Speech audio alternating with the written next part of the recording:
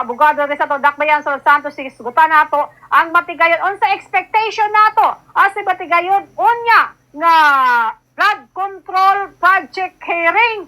Nasa linya attorney maayong buntag si Bombo Edna ni. Maayong buntag Bombo Edna. Okay. Attorney Ray mag-resume na unya taud-taod ang hearing sa Senado kalabutan kini sa flood control project. So unsa expectation nato attorney nga murag hayag-hayag naman ang mga individual nga maingon nato nga nalambigit sa mong malusong nga proyekto attorney Ray? Well, curious na din ni Bombo Edna tungod kay nagadagan og kaning giningon nga parallel no nga investigation. So ang Senado supposedly in aid of legislation, ang atong House of Representatives diundang naman ni sa ilang investigation.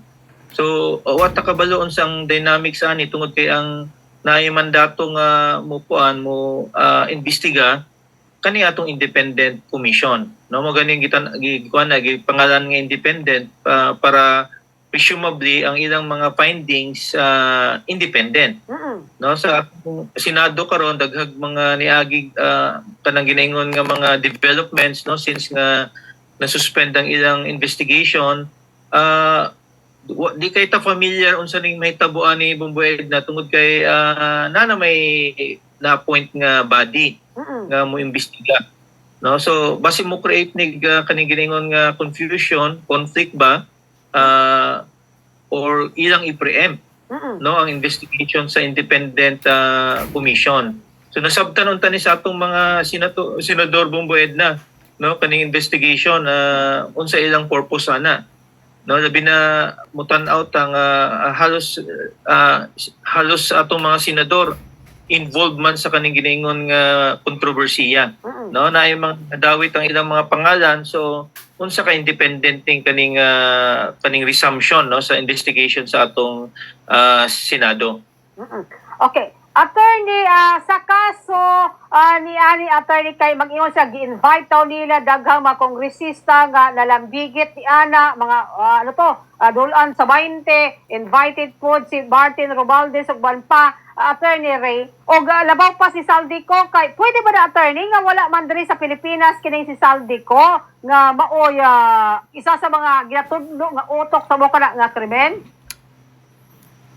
Basi magawas nga murag pro forma lang no murag publicity ang investigation no sunod murag na may doubt nga mo-appear siya sa investigation tapos kung maimbestiga sila katong miyembro sa atong kongreso unsang purpose ana no Bombo Edna no so atong makita lang ilang justification ani in aid of legislation pero tungod kay highly publicized ni base ilang i-preempt ang dagan investigation sa kaning independent commission nga karon ginahanay pa no ang ilang pamaagi sa investigation medyo hinay no pagkatapos na po tay problema nga kaning recommendation sa atong independent commission moagi pa ni atong ombudsman so dagha kay layer no dagha kay layer Bombo Edna kay di man ika-prosecute ang atong independent commission ang ilang purpose lang whatever ang results sa ilang investigation recommendatory lang dito sa ombudsman. So ang mas paspas unta ni Bombo Edna kaning coordination na lang sa ombudsman ug sa atong independent commission. Kay kani sa kadugay nga kaning action sa atong gobyerno mo create nig kaning giningon nga frustration sa katawhan nga kung kita mo tanaw na may mga kanang pamaagi din nga paspas no for example kaning mga ghost project no di naman kinahanglan extensive investigation Bombo Edna no ghost na gani na no kung sa balaod pa ang among term ana kaning res ipsa loquitur no ang kanang thing mismo mo speak for itself na nga wala gani project unsa pa imong imbestigahan din ha no so sa sistema Bombo Edna no makita nato nga murag base sobra ka dribble ni no i-dribble maayo ba ang pamaagi nga ang katawhan murag mawala na lang po sa passing ang kinahanglan ani kaning immediate paspas nga pag-file og mga kaso daghan naman ni ghost project nga ilang ma-file Bombo Edna no so ilang i-classify unta ni siya na ay ghost no kanang wala jud, no, pagkatapos na substandard nga kanang mingon sa mo imbestiga, diha siguro nga malangan ang atong investigation. Pero once kay classify ni nga ghost project, unsa pa man ang investigasyon din nga ilang pataason nga pwede naman sila mo file og kaso, no, batok sa kaning mga engineer sa DPWH, no. Ang lisod lang din ha kanang pag pin down, no, sa atong mga kongresista nga involved ana tungod lagi nga ang sistema sa bayaran ani cash to cash maning bayad sa atong mga balaod bumbued na.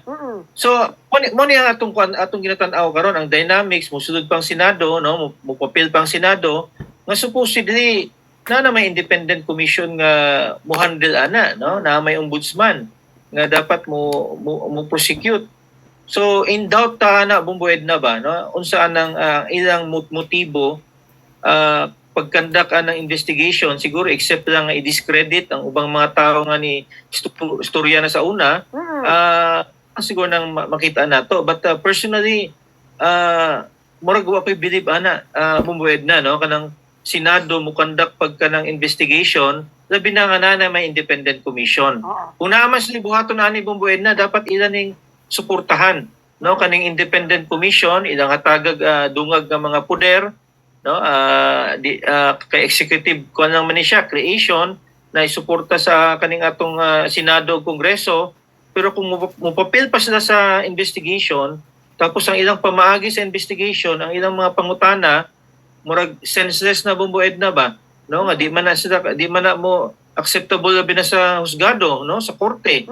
So na duplication, no, in short ang atong tanaw duplication mo create og frustration. Ang atong ginahulat ani bumbued na dinawta mo abot nig 2026, no? Pag December na next month bumbued na, no, pagkatapos sige lang na sila imbestiga wa joy agi, no, kita mo tan-aw ang katawhan mo demand og action, no, sa atong gobyerno. Okay. Attorney, nag-ingon man kagahapon si Pangulong Marcos kabago daw ang Christmas may mabilanggo na daw nga sa mga dalambigit diri sa flood control. Pwede na siya kung ma-file, no, sa atong ombudsman. Ma-file, no, ma-issue og warrant of arrest, no, kana siguro usa na siya ka maayong Christmas gift gikan sa atong presidente. No, kung iyang tumano ng iyang statement daghang malipay ana bumbued na, no, sa scale sa pangawat sa atong gobyerno coming from a president, usa na siya ka welcome nga statement. Unta tinuod na sa atong presidente kana iyang statement kay di naman kinahanglan abogado na mo analyze na bumbued na, no, ghost na gani wa gani na build wa gani gisugdan unsa pa ana ka komplikado nga investigasyon ang buhaton sa atong mga ahensya sa gobyerno. Okay. Attorney, ka nag-ingon makagahapon po si Pangulong Marcos ka dili maapil pa makasuhan si Martin Romualdez kumikan wala daw lig-ong ebidensya nga magtumbok nga siya nalambikit sa mga kontrobersiya. Well, mo na siya uncalled for nga statement sa atong presidente. No, siya mismo ni create aning independent commission pagkatapos siya mismo na siya prejudgment.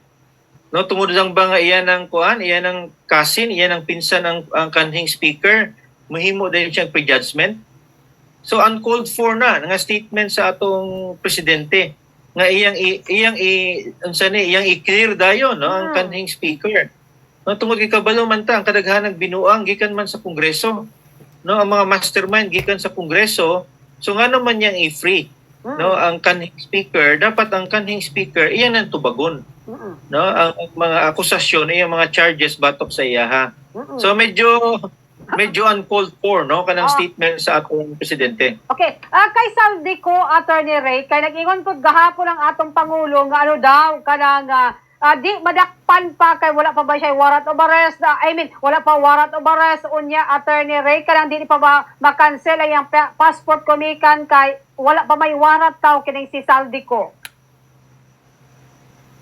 Well, ang atong unsolicited advice sa atong presidente dapat magundang na siya comment mong bued na, no, mga ana wala siya comment kay iyang mga statement mo create og kanang ginaingon nga opinion o di ba prejudgment sa kaso, no, so, dapat moingon na lang siya padaganon ning proseso, no, na may proseso naghulat atong mga ahensya sa gobyerno mo file og kaso, no, pero mihimo siya ba ng mga statement mura nag-appeal siya sa kaso, no? Bumbo Edna, nawad-an og kanang credibility ang kanang iyang commission nga gi-create. Okay. Lastly, Attorney Ray, kanang kagahapon man god, namatay ng atong dating Senate President dating Senate President Juan Ponce Enrile. Sinong pagkaila, Attorney, kini si Enrile, seasoned politician, kapin na sa 50 ka tuig sa public service. So, at nakaabot og 101 years old, Attorney Ray.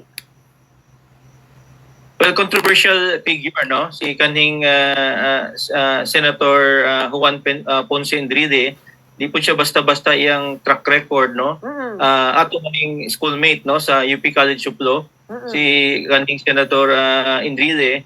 So, kung kita mo tanaw, no, daghang kontrobersiya siyang na siguro involved.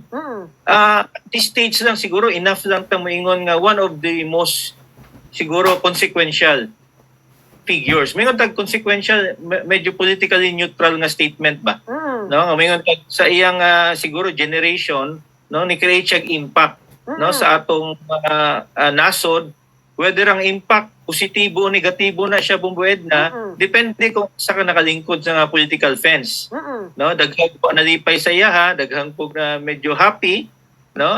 In fact, mingon tag instrumental siya sa pagtangtang sa kanhing Presidente Marcos Sr. But gihire man siya sa anak pod, no? Bumbued na as Presidential Legal Counsel. So in terms of siguro prominent, no?